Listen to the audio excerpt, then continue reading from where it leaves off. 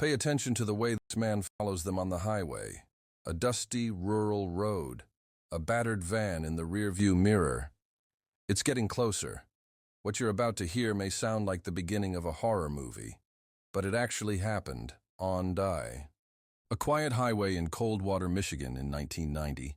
A couple was driving home when a van began to tailgate them aggressively. Moments earlier, they had seen that same van parked near an abandoned school building. And just before that, they witnessed the driver dragging what looked like a bloodied sheet behind the building. They were terrified. They sped up, and the van chased them for miles. This real-life encounter would later mirror the opening scene of a horror film released in 2001, Jeepers Creepers. A movie about a brother and sister hunted by a mysterious flesh-eating creature that emerges every 23 years to feed. But what if that story wasn't entirely fiction? In this episode of The Obscured Truth, we investigate the disturbing similarities between a gruesome real-life crime and one of the most unsettling monsters in horror cinema. We'll uncover the case of Dennis DePue, a man who murdered his wife and led authorities on a chilling pursuit. We'll explore the dark roots of the creeper, the unanswered questions about the film's origins, and the urban legends that still echo across America's back roads. And by the end of this episode, you might ask yourself, was Jeepers Creepers just a movie, or was it a warning? At first glance, Jeepers Creepers might seem like just another horror movie, a creature, a chase, a scream in the dark. But behind its scenes lies a story that feels eerily grounded in reality. The film opens with a brother and sister driving through a lonely stretch of road. They're returning home from college, talking, laughing. Then, a rusted, armored van appears behind them, tailgating with aggression. It's unsettling. But what happens next is worse. They spot the driver unloading what appears to be a body wrapped in sheets into a hole beside an abandoned building. Sound familiar? Because it mirrors, almost beat for beat, the real-life story of Dennis DePue, which we'll explore in the next chapter. But the legend of the film doesn't stop there. Every 23 years, the creeper awakens. It hunts, it feeds, it selects its victims, based on fear, and something it smells in them. A twisted mythological predator with a ritualistic hunger. But here's the twist.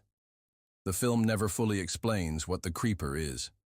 No origin, no rules, just a pattern, a cycle that keeps repeating. And that uncertainty is exactly what makes it so terrifying. Because monsters with backstories can be understood, but monsters with no reason at all, those are the ones that stay with us. And just when this was supposed to be fiction, we found a story that predates the script. And what we uncovered next changed everything. March 21st, 1990, Easter Sunday, Coldwater, Michigan. It was supposed to be a quiet holiday, but inside a modest brick home, Marilyn DePue was packing her ex. She had finally had enough. After years of emotional abuse and legal battles, she was leaving her ex-husband for good. Their children waited outside while she grabbed her coat. Then they heard a struggle. Moments later, a loud thud. Dennis DePue shoved Marilyn down the basement stairs, her skull fractured on impact. She was still alive, but not for long. Instead of calling for help, Dennis carried her bloody body to his van, and he drove off. This was no random act, it was calculated, and what happened next would eerily mirror the plot of Jeepers Creepers, 11 years before the film was even made. Later that afternoon, Ray and Marie Thornton, a local couple, were driving down a back road when they noticed an old van speeding past them. A few minutes later, they passed an abandoned schoolhouse.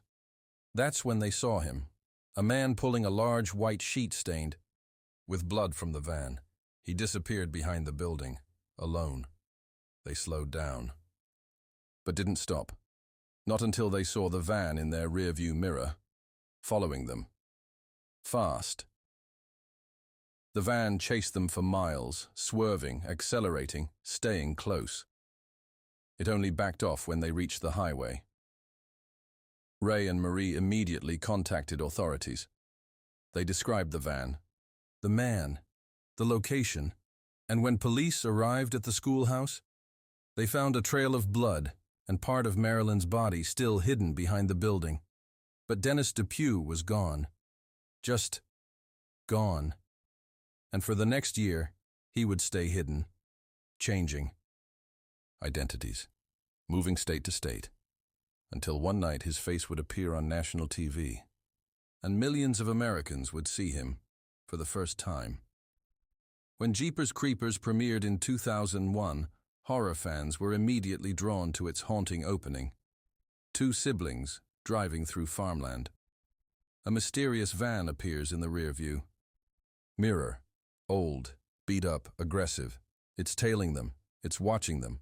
Then, off the side of the road, they see the driver unloading a body-shaped bundle wrapped in white sheets beside a crumbling building. Sound familiar? Because that's exactly what Ray and Marie Thornton described seeing on Easter Sunday 1990, 11 years before the movie ever hit theaters. But the similarities don't stop there. In both stories, the vehicle is rusty, unsettling, and too close. The driver acts deliberately, never hiding his presence. A body is dumped in an isolated structure. The witnesses are chased down after what they've seen. In the film, the van's license plate reads, "Beating, be eating you." In real life, Dennis DePue's van had no such plate. But the message was just as clear. He didn't try to hide.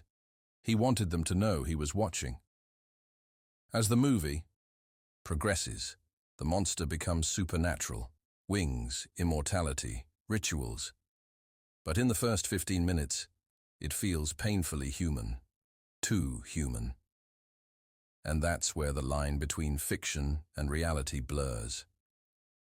Was it coincidence, an homage, or something more intentional and darker? Victor Salva, the film's writer and director, has never publicly acknowledged any link to the DePue case. But here's the twist. The episode that featured Dennis DePue's story aired in 1991 on Unsolved Mysteries. It was nationally broadcast, and the reenactment matched the true events in detail. And Victor Salva? He was actively writing horror screenplays at that time, so the question becomes, did Jeepers Creepers draw from this real-life killing, or did a monster from real life simply find his way onto the screen? Victor Salva never confirmed it. Not once. In interviews, commentaries, or behind-the-scenes footage, did he admit that Jeepers Creepers was inspired by the real-life case of Dennis DePue? He claimed the creeper came from his imagination, a creature that stalks victims based on their fear. But here's the unsettling part. Salva had seen the 1991 episode of Unsolved Mysteries, according to several insiders close to the film's early development. And the script's first draft, written just 2 years after that episode aired. Coincidence? Maybe. But the silence is deafening. What makes this even more uncomfortable is Salva's own criminal past. In 1988, just a few years before writing Jeepers Creepers, Salva was convicted of child molestation and possession of child pornography. Involving a minor actor from one of his previous films, he served time and later returned to Hollywood, but the shadows never really left him. So when Jeepers Creepers was released, some viewers started asking questions. Why did the villain seem so human in his cruelty? Why did the film's early scenes feel like they came from a crime report? And why did Salva avoid the topic so carefully? Just when you think you're watching a monster movie, you realize the real monster might be the one behind the camera. And that brings us to the question no one wanted to ask. Was Jeepers Creepers just horror fiction, or a disguised retelling of something far more real? If Dennis DePue was the real-world inspiration for the creeper, then the story could end there. But it doesn't. Because over the years, something strange has happened. Multiple. People have reported encounters with creatures eerily similar to the one in Jeepers Creepers. Decades before the movie ever existed, rural towns across the Midwest have whispered about a winged figure, humanoid in shape, with dark, leathery skin and glowing eyes. It stalks highways, it feeds on fear, and it always vanishes without a trace. Some call it a demon, Others say it's part of a government experiment gone wrong, a hybrid life form hidden in underground facilities. And then, there's this. In 1967, a series of reports came from Point Pleasant, West Virginia. The Mothman sightings, a winged humanoid creature that predicted tragedy. One witness described the creature's movements as inhuman, like it knew what we were thinking. Another said it smelled like rotting flesh. Sound familiar? That's not all. In a classified document declassified in the early 2000s, one excerpt mentions an incident involving experimental aerial subjects near restricted zones in Indiana. The date? 1989. 1 year before DePue murdered his wife on that same route. Coincidence or cover-up? When Jeepers Creepers introduced the idea of a creature that hibernates, awakens, and selects its victims, it mirrored ancient Native American legends, particularly the Wendigo, a spirit said to feed on human flesh and appear in times of great suffering. But just when this seems like folklore, eyewitness accounts start piling up. Truckers, campers, rural sheriffs, all describing something they were never supposed to see. So maybe the creeper wasn't just a metaphor.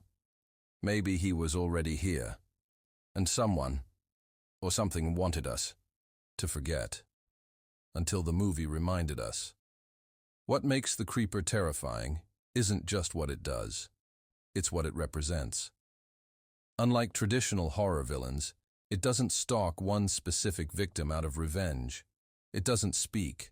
It doesn't explain. It simply appears, smells your fear, and decides if you're worth taking.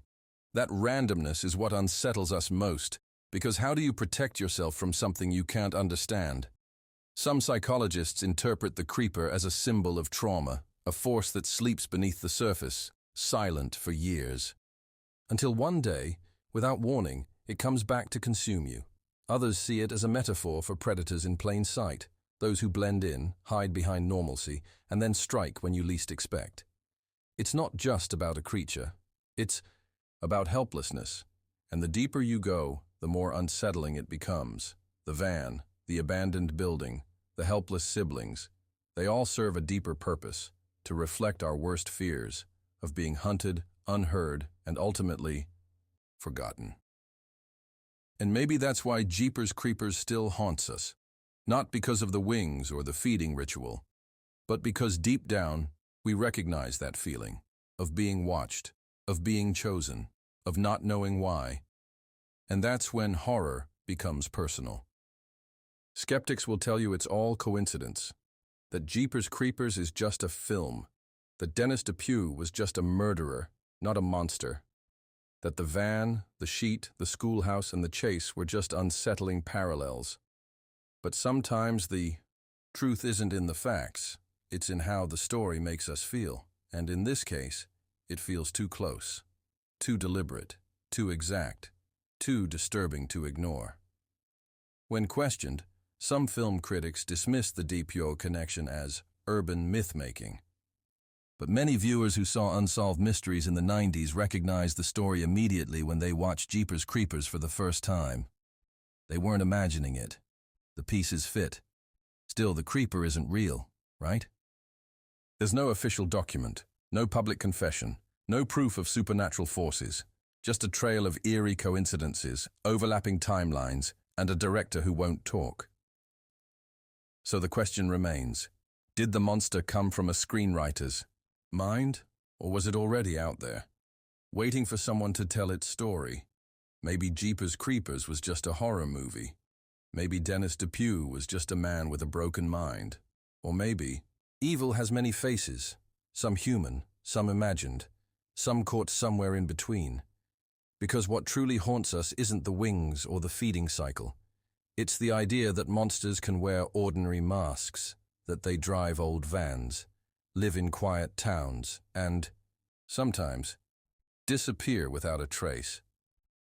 So next time you're on a lonely road, and something follows you from a distance, ask yourself, is it fiction, or are we just not supposed to know the truth?